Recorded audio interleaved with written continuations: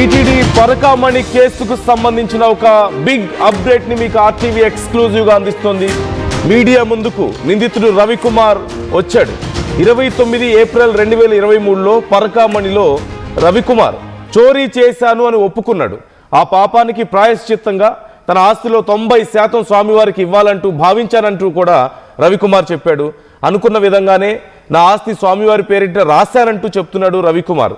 ఈ వ్యవహారంపై అనేక కట్టుకథలు చాలామంది అల్లుతున్నారని, తనపై ఎవరో ఒత్తిడి తెచ్చారని, తన ఆస్తులు రాసుకున్నారన్న ప్రచారం కూడా జరుగుతుందని, కానీ ఇదంతా ఏది నిజం కాదు అంటూ రవికుమార్ క్లారిటీ ఇస్తున్నారు.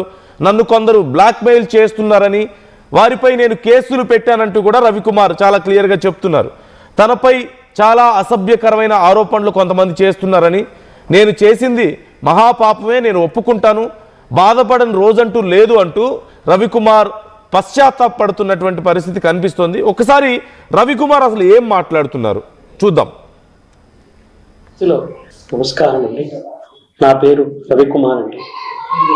నేను పెద్దజీయ స్వామి మఠంలో కొంతకాలంగా గుమాస్తాగా పనిచేస్తున్నాను. అలాగే కేబుల్ బిజినెస్ ఉంది, రియల్ ఎస్టేట్ వ్యాపారం కూడా చేసుకుంటూ ఉన్నాను. గత 2 సంవత్సరాల క్రితము ఏప్రిల్ 29వ తారీఖున 2023 ఆ రోజు పరకామణిలో ఒక తప్పు చేశాను. నేను ఆ తప్పుకు ప్రాయశ్చితంగా నేను మా కుటుంబం మహాపాపంగా భావించి నా ఆస్తిలో 90% స్వామివారికి ఇవ్వాలని అనుకున్నాము. అలాగే స్వామివారి పేరు రాసి ఇచ్చాము. కానీ దాన్ని కొంతమంది మరోలాగా భావించి దాన్ని ఇంకోలాగా మాట్లాడుతూ కొందరు ఒత్తిళ్లతో నేను చేశానని, కొందరికి ఏవో నేను డబ్బులు ఇచ్చానని, ఆస్తి రూపంగా ఇచ్చానని ఏవేవో మాట్లాడుతున్నారు. అదే కాకుండా నా ఆస్తి నేను స్వామి వారికి ఇవ్వటానికి ఎవరికో ఎందుకు ఇస్తాను చెప్పండి.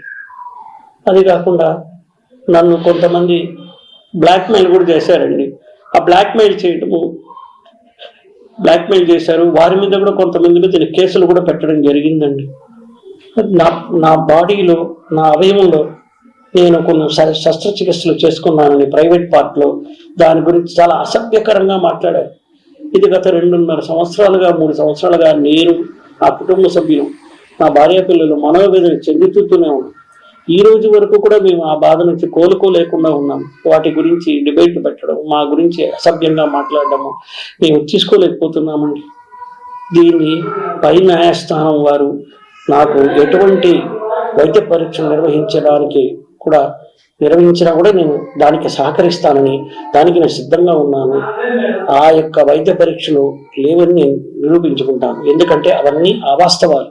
వీరు చెప్పేవన్నీ ఏది కూడా వాస్తవాలు కాదు. దయచేసి అర్థం చేసుకోండి. నా మనోవేదన ఈ రోజుకి నేను, నా భార్యా పిల్లలు తలుచుకుంటే నేను ఎంత మహాపాపం చేశారు తలుచుకుని బాధపడి రోజులే. రవికుమార్ పశ్చాత్తాపడుతున్నారు.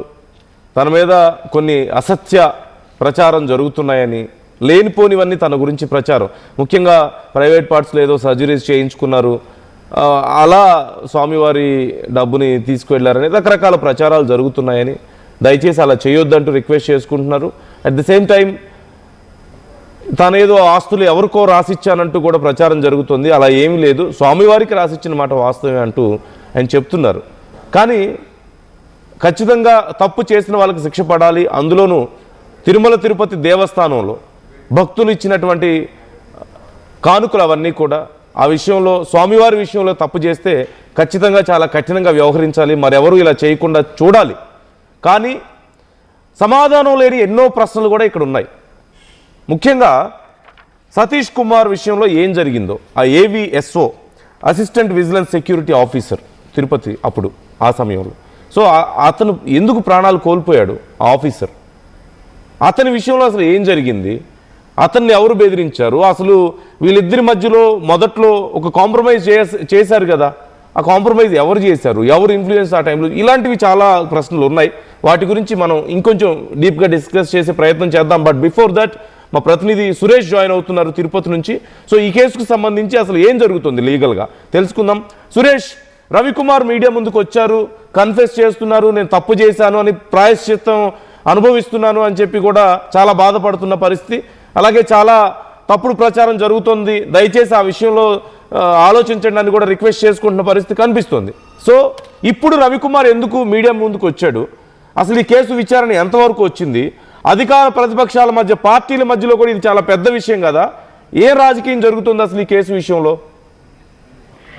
నందు ఏదైతే ఆ కలియుగ వైకుంఠనాథుడి పరకామణి చోరీ కేసు సంబంధించి 2023లో ఈ యొక్క కేసు అనేది నమోదైనటువంటి పరిస్థితి. అయితే 2 తర్వాత ఇవాళ ప్రధానంగా ఈ చోరీకి పాల్పడినటువంటి రవికుమార్ ఇవాళ తన వీడియో రిలీజ్ చేయడం, ఆ వీడియో రిలీజ్ లో కూడా అనేక సంచలనమైనటువంటి కొన్ని మాటలు కూడా ఆయన చెప్పినటువంటి పరిస్థితి. ముఖ్యంగా ఒకసారి ఆ వీడియోలు మనం పరిశీలించినట్లయితే ఏదైతే నేను బలవంతంగా రాసిచ్చినాను అని చెప్పడం, అది నేను ఎవరు చేయలేదు, నన్ను ఎవరు ఒత్తిడి చేయలేదు, నేను పశ్చాత్తాపడ్డాను, నేను తప్పుని పశ్చాత్తాపడి నేను ఆ స్వామివారికి క్షమాపణ కోరుతూ నాకు నేను సంపాదించినటువంటి ఆస్తులు 90% వరకు స్వామివారికి రాసి ఇచ్చినానని కూడా మాట్లాడడం. తదనంతరం ఏదైతే కొంతమంది నన్ను బ్లాక్మెయిల్ చేస్తున్నారంటూ కూడా అవకాశం కూడా ఆయన చెప్పడం.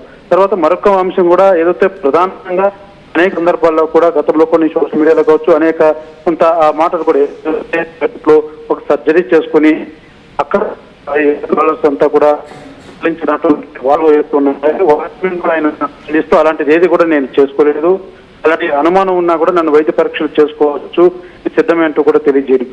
ప్రధానంగా దాదాపు 2 తర్వాత ఇప్పుడు ఎక్కడే కానీ రవి ఈ యొక్క రవికుమార్ అనే వ్యక్తి ఇప్పుడే కానీ మీడియా ముందుకు వచ్చినటువంటి పరిస్థితి లేదు, ఎక్కడెక్కడ మీడియాకు కూడా దొరకనటువంటి పరిస్థితి. అయితే ఇవాళ పూర్తి స్థాయిలో ఈ యొక్క జరుగుతున్నటువంటి ఏదైతే మీడియాలో వస్తున్నటువంటి కథనాలు కావచ్చు, లేకపోతే ఆయన దృష్టికి వచ్చినటువంటి పట్ల ఆయన స్పందిస్తూ కూడా ఈ వీడియో రిలీజ్ చేయడం జరిగింది. అయితే ఇప్పటికే ఈ యొక్క కేసు సంబంధించి ఏదైతే పరకామణి చోరీ కేసు సంబంధించి గతంలో కేసు రాజీపోయినటువంటి పరిస్థితి ఉంది. తర్వాత తిరుపతి చెందినటువంటి ఒక జర్నలిస్టు హైకోర్టుకి పిటిషన్ దాఖలు చేయడం జరిగింది. ఎన్నో 100 కోట్ల అవినీతి జరిగితే దాన్ని ఎలా రాజీ చేసుకున్నారంటూ కూడా హైకోర్టు పోవడం జరిగింది.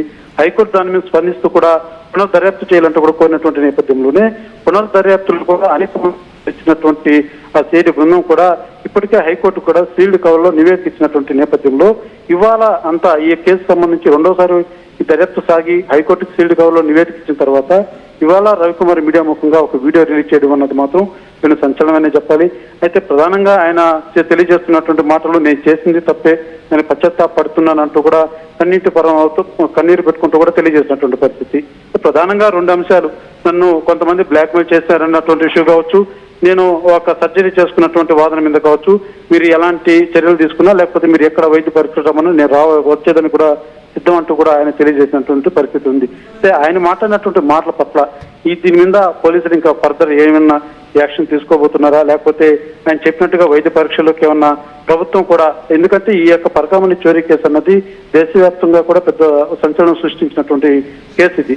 దీనికి సంబంధించి ఇవాళ మొదటిగా ఎవరైతే నిందితులుగా ఉన్నటువంటి వ్యక్తి వీడియో రిలీజ్ చేయడం అనేది ప్రాధాన్యత సంతరించుకుంది కాబట్టి దీని మీద ఎలా ఉండబోతుంది అన్నది మాత్రం వేచి చూడాల్సిన పరిస్థితి ఉంది. Thank you Suresh. కాకపోతే ఇక్కడ కొన్ని విషయాలు